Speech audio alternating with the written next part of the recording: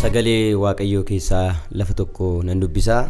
Efesoon boqonnaa 4 lakkoofsa 1 amma 6tti nan dubbisa. Egaa ani waamicha Gooftatiif akka hidhame kanan jiru waamicha isaatti waamame sanaaf akka ta'utti akkan jiraadhe sin gorsa. Gadi of deebisuu fi garraamummaa hundumaan obsaanis wal wajjin jiraadhaa. Jaalalaanis wal danda'a. Hidhaa nagaa tokkummaa hafuura qulqulluu of harkatti qabachuudhaan dhamaa. Akkuma abdii waamichaa inni itti waamamtan tokkicha ta'ee dhagni tokko hafuurris tokko Gooftaan tokko amantii tokko cuuphaa tokkoo fi Waaqayyoo fi Abbaan waan hundumaa tokkicha inni waan hundumaa jira waan hundumaas hojjeta iddoo hundumaattis hin argama jedha. Sagalee Waaqayyoo gabaabinatti kan ilaallu Efesoon boqonnaa 4 lakkoofsa 1 hanga 6 ka'umsa godhannee yommuu ta'u sagalee kana dursa otoon dubbatiin Waaqayyoon nan kadhadha. Yaa Waaqayyoo galanni ulfinni guddaan siif haa ta'u. Waaqarratti lafarratti galanni guddaan maqaa keef haa ta'u. Dubbii kee kana nuuf hiiki. Dhaloonni sagalee kana dhaga'an maqaa Gooftaa Yesuus Kiristoosiin jireenyi isaanii haa ijaaramu. Cufaan dura isaanirraa haa banamu. Wanti diigame deebi'ee haa ijaaramu. Maqaa Gooftaa Yesuus Kiristoosiin dhaloota diigaman deebistee akka ijaartu, laphee diigame akka ijaartu, aarsaa diigame akka deebitee ijaartu fedha jaalala kee haa ta'u maqaa Yesuusiin. Ameen. Mata duree tokkummaa amantootaa jedhu gabaabinaan ilaallaa. Dursa seensa waa'ee tokkummaa dubbanna. Macaafni Efesoon kan barreeffame bara 60 hanga 63 gidduutti yommuu ta'u kan barreesse Phaawulos bara 60 hanga 63tti magaalaa Room keessa taa'ee ergaa kana barreesse.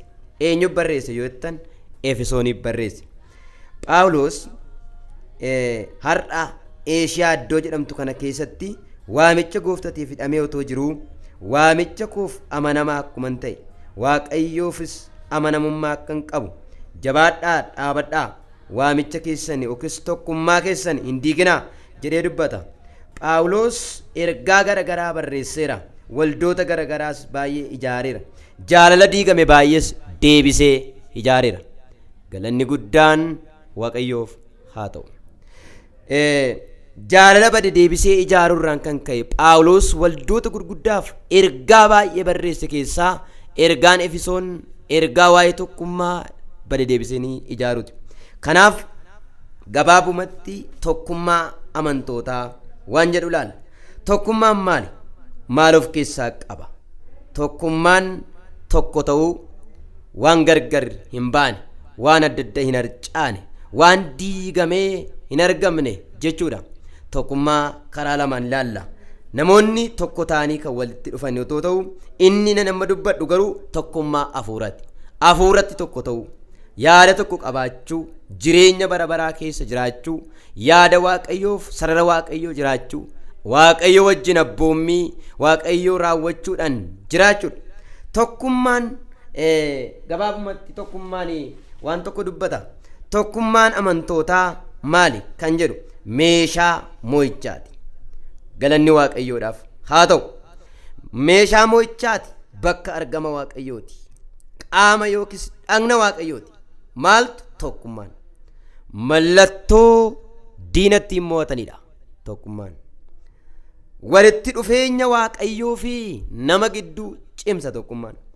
Sagalee Waaqayyoo akkuma dubbatu lafa tokkummaan jiru ani jira akkuma jedhu tokko yookiin lama yoo taatan sadaffaan ana sin gidduuttan argamaa jedha sagalee Waaqayyoo. Galanni Waaqayyoodhaaf haa ta'u. Tokkummaan dhabuun maal fide? Tokkummaa dhabuun yookiis immoo tokkummaa diiguun maal fide? Walajjeesuu obbolootaa fide.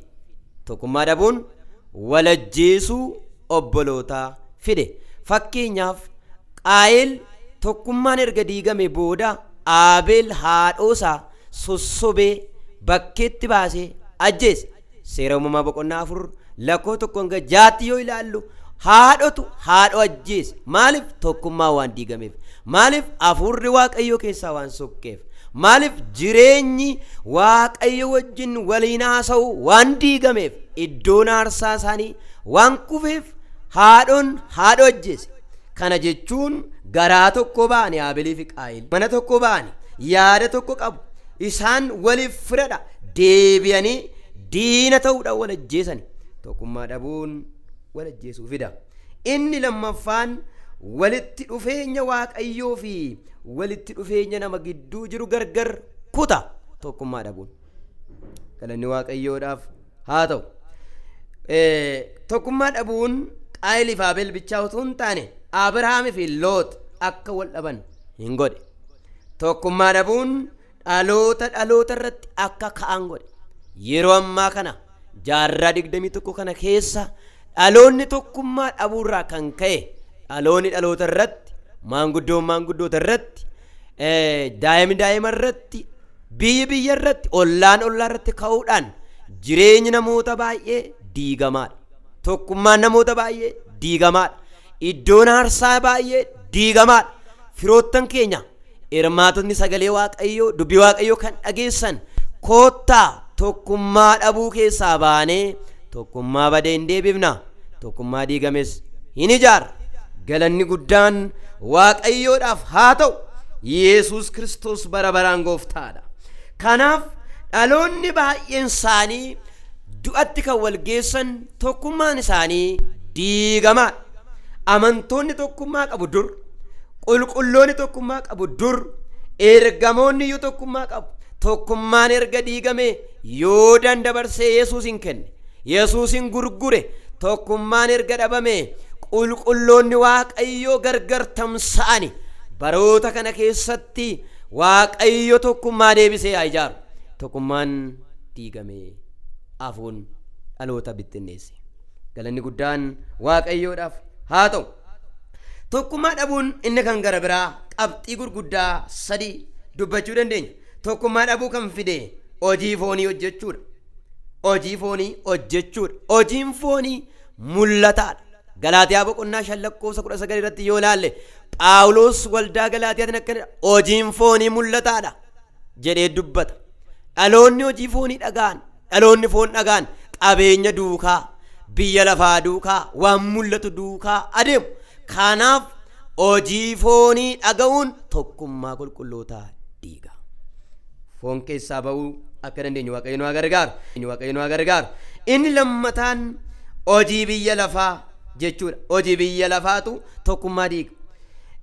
Yaaqoob boqonnaa 4:4 irratti yoo ilaalle isin gaggalagaltuu nana hojii Waaqayyoo dhiistanii biyya lafaatti michoomtani. Biyya lafaatti michoomuun diina Waaqayyoo nama godha. Galanni Waaqayyoodhaaf haa ta'u.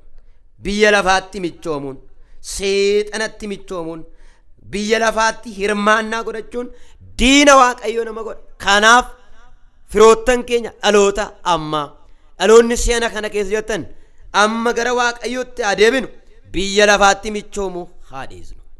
Yesuus Kiristoos gooftaadha. Somson biyya lafaatti michoome ayyaana isaa kan inni dhabe. Biyya lafaatti michoomuun diina Waaqayyoo kan nama godhu, dibata nama dhabsiisa, salphinatti nama geessa, Waaqayyo wajjin walitti nama buusa, qullaatti nama hambisa. Somson biyya lafaatti michoome, Daliilatti michoome, biyya lafaa dhaga'e, dibata dhabe, hin jaame, hin du'e. Waaqayyo maqaan isaa haa eebbifamu. Kanaaf inni sadaffaan tokkummaa dhabuun hojii seexanaa keessa nama galcha yookiin immoo hidhata seexanaa nama godha.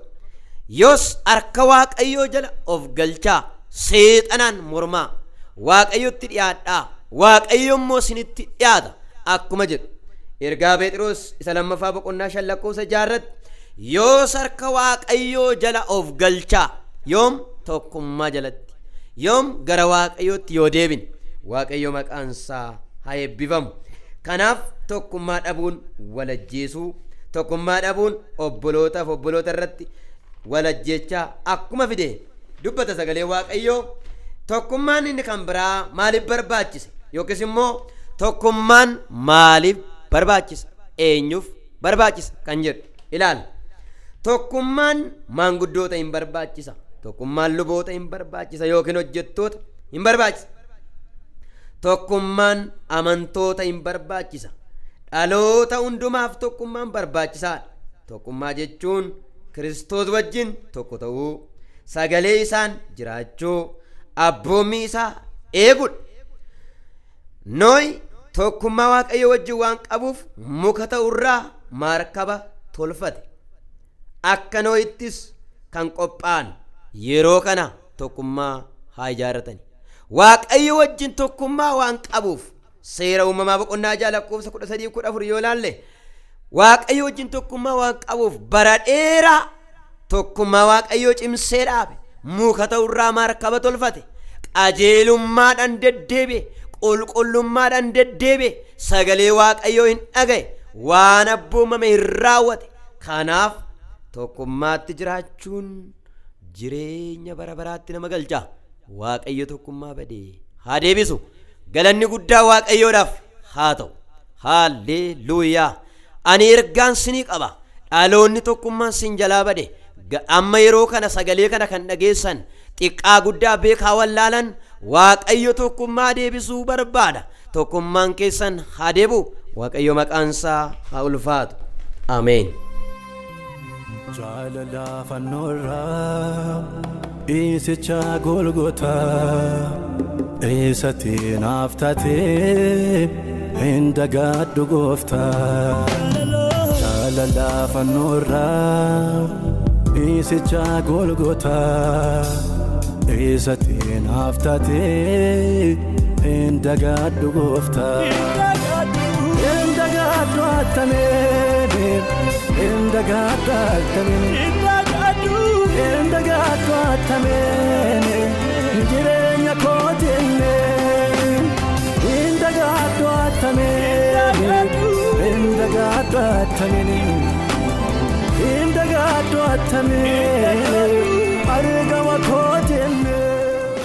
tokkummaa amantootaa jalatti qabxiin tokkoffaan jaalala. Wangeela Yohaannis boqonnaa 15:9-17 akkasumas Yohaannis 3:16 irratti yoo laallu waa'ee jaalalaa dubbata. Jaalalli maali? Jaalalli hidhaa waan hundumaati. Jaalalli furtuu mootummaa Waaqayyooti. Jaalalli bantuu mootummaa Waaqaati. Hundee amantiiti. Gara jireenya bara baraatti geessuudha. Jaalalli Waaqayyoodha. Jaalalli wanta hin banne, wanta hin dhokannedha. Kanaaf jaalalli jireenyatti nama geessa. Jaalalli Waaqayyo wajjin walitti nama dhiyeessa. Jaalalli bakka lamatti qoodama yookiis hirama. Tokko jaalala fooniiti. Lama jaalala hafuuraati.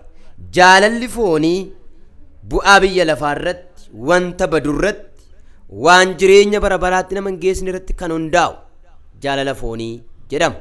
Faayidaa irratti isa hundaa'u. Inni lammataan jaalala hafuuraati.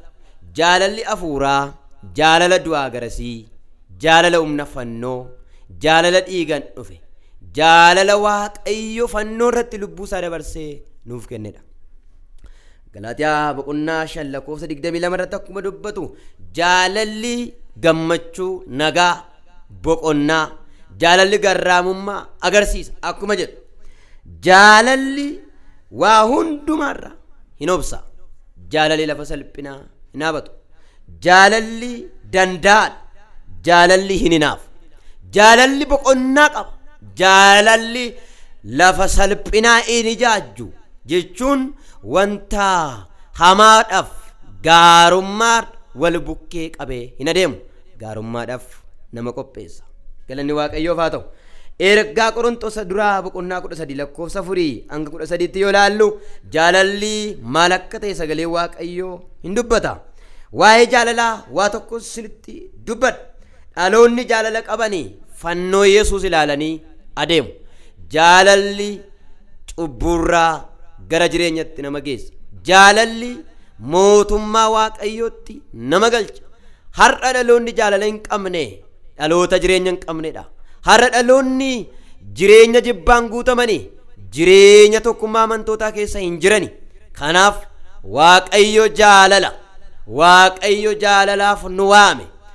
Wangeela Yohaannis boqonnaa 3:16 irratti akkasitti tokkicha ilma isaa amma jaalatutti Waaqayyo biyya lafaatiif kennedha.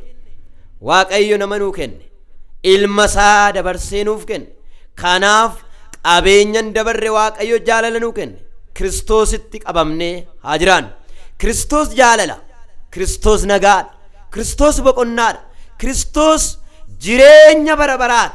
Dhaloonni jaalala hin qabne, dhaloonni jibbaan guutamtan har'a ergaa isinii qaba. Yesuus jaalala. Jaalalatti deebi'aa. Maqaan isaa haa eebbifamu. Jaalalli waa hundumaarra hin caala. Jaalalli hin badu. Jaalalli hafee jiraata. Raajuun hin hafa. Lallabuun hin hafa. Waaqessuun hin hafa.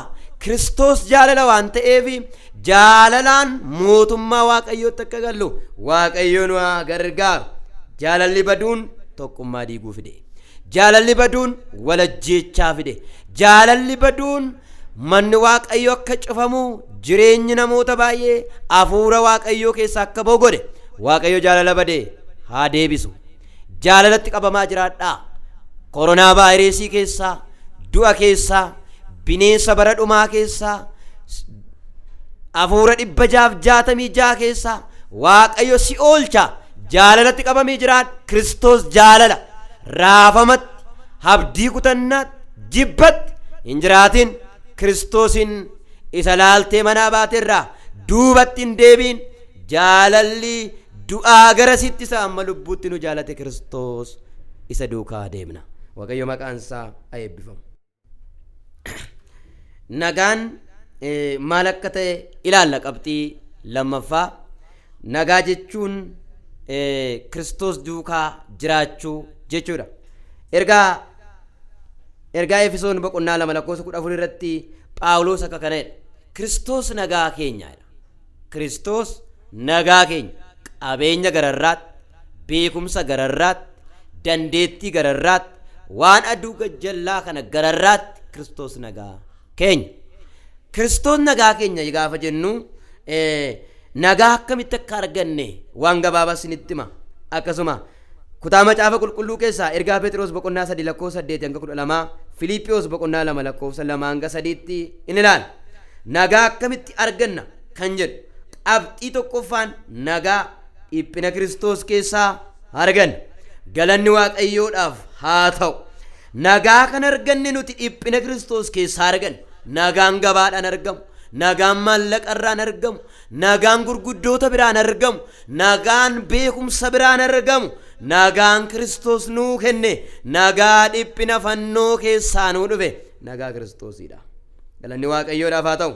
Ergaa Phexros boqonnaa 2 lakkoofsa 23 irratti akkasuma Isaayyaas boqonnaa 53 lakkoofsa 7-12 irratti hin dubbata. Nagaa kan arganne qabxii tokkoffaa dhiphina Kiristoos keessaa arganne. Inni lammataan nagaan kan argamu du'a Kiristoos du'aa ka'uu isaa keessaa. Du'aa ka'uu Kiristoos keessaa nuti nagaa arganne. Inni sadaffaan fannootti ol ba'uu madaa'uu Kiristoosiin fayyina yookiis nagaa arganne. Kiristoos nagaa keenya erga jennee inni immoo gatii cubbuu keenyaa, gatii yakkaa keenyaa yaada nurratti murtaa'e waan nurratti barreeffame nurraa diiguuf jecha cubbuu keenya baatee fannootti ol ba'ee nagaa nuuf kenne. Galanni Waaqayyoodhaaf haa ta'u. Kottaa nagaa kan dhabdan Kiristoos nagaa keenya. Qabeenyi nagaa miti, beekumsi nagaa miti, haalan gargar ba'uun nagaa miti. Nagaan Kiristoos gara fannoo isaa yoo ilaalle nagaa qabna. Madaa'uu isaa yoo ilaalle madaan keenya hin fayya. Kiristoos duukaa yoo adeemne hin jiraanna. Haleluuyaa. Yesuus bara baraan gooftaadha. Warri nagaa dhabdan Kiristoositti deebi'aa. Inni nagaa keenya. Akkasuma kutaa macaafa qulqulluu ergaa Phexros boqonnaa 2 isa tokkoffaa 24-25 irratti in ilaala. Kiristoos madaa'uu isaatiin madaa keenya dhokse. Ba'aa keenya baatee ba'aa nurraa fuudhe. Dhiphina keenya baatee nagaa nuuf kenne. Kanaaf waa'ee nagaa asirratti waa tokko isinitti himuu barbaada. Nagaa kan dhabdan qabeenya otoo qabdanii, beekumsa otoo qabdanii, jireenyi kasin jalaa diigame, jeequmsaan kan guutamtan, sodaadhaan kan guutamtan, yeroo ammaa kana addunyaa kan sodaachisu dhukkuba, jireenya dhiphinaati, jireenya raafamaati, koronaa vaayireesiidha, jireenya nama nyaatudha. Maqaa gooftaa Yesuus Kiristoosiin nagaan kee Kiristoosidha. Karaa sitti cufame, nagaa sitti cufame sirratti baneera. Galanni Waaqayyoodhaaf haa ta'u. Nagaan keenya Kiristoosidha. Inni sadaffaan qulqullummaadha. Tokkummaa amantootaa keessa qulqullummaatu jira. Qulqullummaan barbaachisaadha. Dhaloonni tokkummaa qaban, amantoonni tokkummaa qaban qulqullummaa qabu. Qulqullummaatti akka jiraannuuf Kiristoos nu waame. Ergaa Phexros duraa boqonnaa 1 lakkoofsa 16 qulqullummaatti akka jiraannuuf Kiristoos nu waame. Sagalee Waaqayyoo keessatti akkuma dubbatu ani qulqulluu akkuman ta'e isinis qulqulloota ta'a jedhee dubbata. Sagalee Waaqayyoo keessatti ani qulqulluu akkuman ta'e isin qulqulloota ta'a jedhee dubbata. Waaqayyo qulqullummaadhaaf nu waame.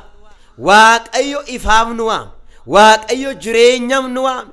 Phaawulos yeroo dubbatu qulqullummaatti akka jiraannuuf Kiristoos nu waameedha. Galanni Waaqayyoodhaaf haa ta'u. Qulqullummaan badeera taanan, qulqullummaan dhabameera taanan jireenyi keenya diigamaadha. Kanaaf koottaa yaada garaa keenya haa geeddaran, qulqullummaa haa qabaannu. Dhaloonni qulqullummaa hin qabne yeroo kanaa jalqabee yaada garaa keessanii akka geeddarattan, Waaqayyo keessatti akka deebitan, qulqullummaatti akka jiraattan, Waaqayyotti akka firoomtan Waaqayyo sinaa gargaaru. Yesuus bara baraan gooftaadha. Haleluuyaa. Yesuus jireenya. Qulqullummaan haa deebi'u. Maqaa Yesuus Kiristoosiin dhaloota gidduudhaa qulqullummaa bade, dhaloota gidduudhaa dhugaa bade, dhaloota gidduudhaa jireenya bade akka deebi'u sirrattan dubbadhaa. Yaada garaa kee geeddaradhu, jireenya qabaadhu. Waaqayyo qulqullummaa barbaada. Qulqullummaan maal fida? Qabxii sadii dubbadha. Qulqullummaan ayyaana fida. Qulqullummaan ulfina fida. Qulqullummaan jireenya fida. Macaafa qulqulluu keessaa waa'ee qulqullummaa kutaa macaafa dubbatan keessaa seera lakkoofsa 11 lakkoofsa 44-45, Tasalonqeessa duraa boqonnaa 4 lakkoofsa 7, ergaa Phexros boqonnaa 1 lakkoofsa 16 ilaaluu dandeenya. Dhaloonni qulqullummaa qaban jireenya qabu. Qabxii inni arfaffaan dhugaadha. Tokkummaa amantootaa keessa dhugaatu jira. Wangeela Yohaannis boqonnaa 8 lakkoofsa 31 hanga 38, Yohaannis 15:7, Galaatiyaa 1 Galaatiyaa 5:1 hanga 3tti hin dubbata. Dhugaan birmaduu nama baasa. Dhugaan wanjoo namarraa cabsa. Dhugaan jabeessee nama dhaaba. Dhugaan jireenya bara baraa namaaf laata. Kanaaf kutaa macaafa qulqulluu kana keessatti kan nuti dubbannu yookiis kan nuti hubachuudhaa qabnu ergaa tokko kan isin qabu, dhaloonni dhugaan sin keessa hin jirre dhugaatti deebi'aa. Dhugaan birmaduu nama baasa. Dhugaan wanjoo namarraa cabsa. Dhugaan dukkana namaa ibsa. Dhugaan lubbuu badda deebisa. Dhugaan waan diigame ijaara. Birmadummaatti akka jiraattaniif qabama jala akka baatan, wanjoo jala akka baatan dhugaatti jiraadha. Galanni Waaqayyoodhaaf haa ta'u. Dhaloonni dhugaatti jiraatan maal oolu yoo jettan, tokko du'a oolu. Daani'el dhugaatti jiraata, du'a oole. Afaan leencaa keessaa oole. Waaqayyo Daani'el nama dhugaa ta'uu isaa akka bare beekee ergamaa isaa ergee bineensa irraa cufe. Ergaan sinii qaba. Dhaloonni dhugaatti jiraatan du'a oolu. Dhaloonni dhugaatti jiraatan jireenya qabu. Dhaloonni dhugaatti jiraatan milkaa'ina qabu. Dhaloonni dhugaatti jiraatan galma qabu. Waaqayyo dhugaatti akka jiraannu nu haa gargaaru. Gara dhugaatti haa deebinu. Dhaloota baay'ee dhugaarraa deebe. Dhaloota baay'eetu abaarsa jala gale. Dhaloota baay'eetu abaarame. Kanaaf ergaan sinii qaba. Warri sagalee kana dhaga'uuf carraa qabaattan dubbii kana duukaa ergaa tokkoon sinii qaba. Gara Waaqayyootti deebi'aa. Gara dhugaatti deebi'aa. Dhugaan bade siniif haa galu. Galanni Waaqayyoodhaaf haa ta'u. Ergaa inni dhumaa qajeelummaan. Qajeelummaan maal? Qajeelummaan faallaa jallinaati. Qajeelummaan faallaa abaarsaati. Qajeelummaan faallaa sobaati. Qajeelummaan dhugaadha. Qajeelummaan gonfoodha. Qajeelummaan eebba. Dhaloonni qajeelummaa qaban jireenya qabu, gonfoo qabu, galma qabu.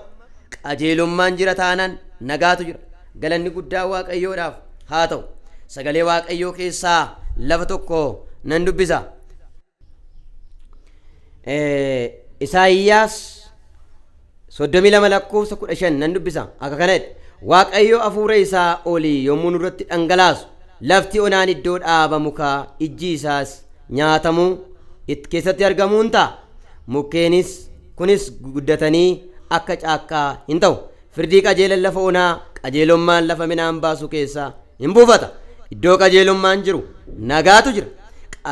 Iji qajeelummaa birra malee gabiitti jiraachuudha. Yommuu sabni koo manneen nagaa keessa ni jiraata. Iddoo sodaa fi birra hin jirres iddoo boqonnaa isaa hin godhata. Galanni Waaqayyoodhaaf haa ta'u. Qajeelummaan lafa onaa keessaa, lafa homtuun jirre keessaa yookiis immoo hin buufata. Lafa qajeelummaan jiru nagaatu jira. Lafa qajeelummaan jiru birra malee gabiitti jiraachutu jira. Kottaa qajeelummaatti haa jiraannu. Isaayyaas 62 lakkoofsa 1 irraa qabnee ilaalla.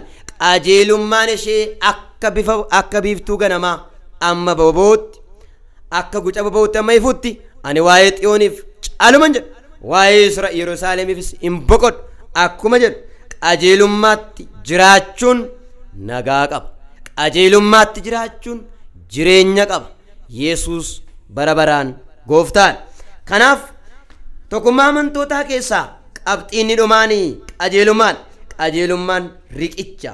Qajeelummaan burqaa wangeelaati. Qajeelummaan amala Waaqayyooti. Qajeelummaan gonfoodha. waaqayyo maqaansaa haa eebbifamu. Galanni guddaa waaqayyoodhaaf haa ta'u. Kottaa waa tokko itti yaadaa. Warri sagalee kana dhaga'artan tokkummaa amantootaa keessaa maaltu jira kan jedhu sagalee gabaabaa wajjin ilaalle. Tokko jaalalatu jira, lama nagaatu jira, sadii qulqullummaatu jira, afur dhugaatu jira, shan qajeelummaatu jira.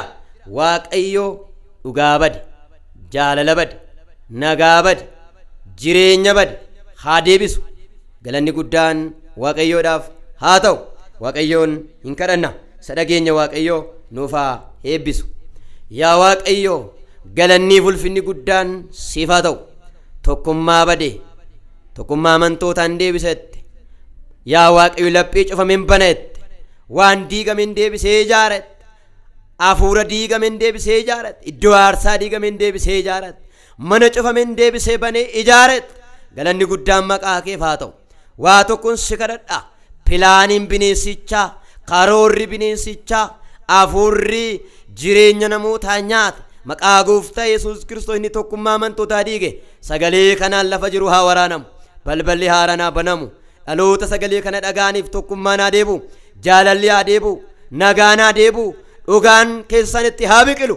Dhugaan badee haa deebi'u. Birmaduu haa ba'ani. Maqaa gooftaa Yesuus Kiristoosiin dubbii kee waan nutti dubbatteef ulfaadhu galatoomi. Maqaa gooftaa Yesuusiin ameen.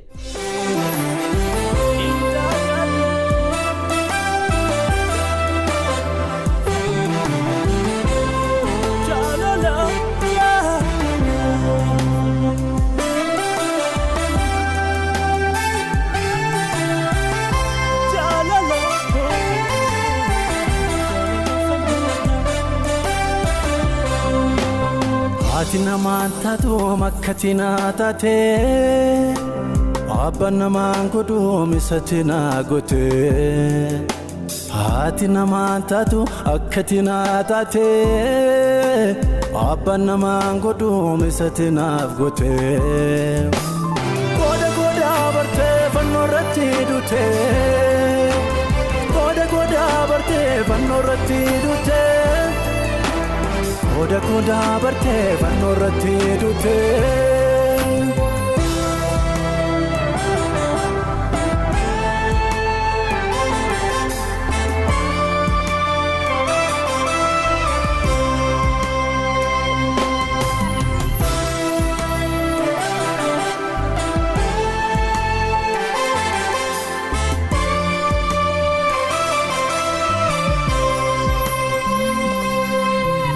Jaalala fannoo irraa dhiisicha Golgotaa, eessatti naaf taate hin dagaadhu gooftaa.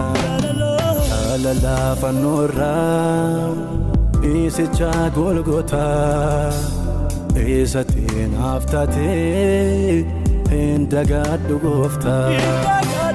Hin dagaadhu attameen, hin dagaadhu attameen, hin dagaadhu attameen, jireenya kootiillee. Hin dagaadhu attameen, hin dagaadhu attameen, hin dagaadhu attameen, argama kootiillee.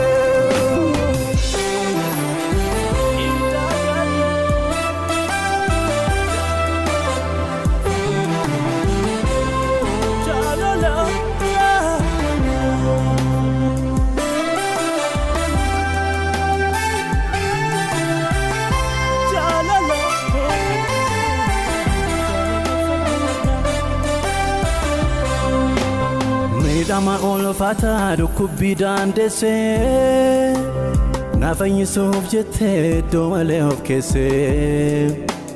Akka nama jalaa rarraate mukatti, kabarra fooqoqxee gindillaa baatteeti. Jaalala koofu malee mudaan qabdu matee, na oolchuudhaaf malee badii qabdu matee. Fayyina koof malee yakkan qabdu matee.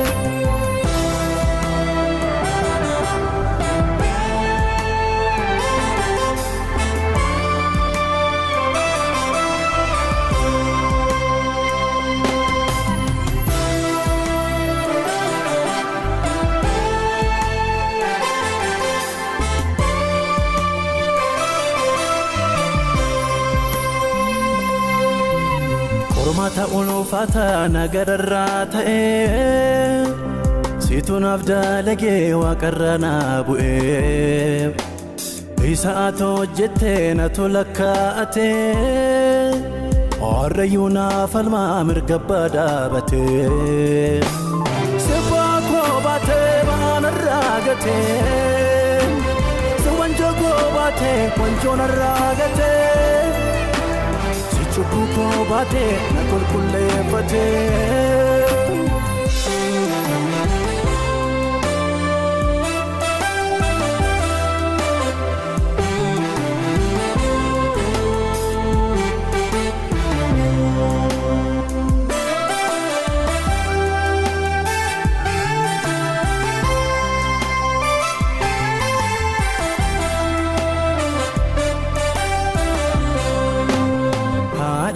dan oliti matanafo abba noliti matanafo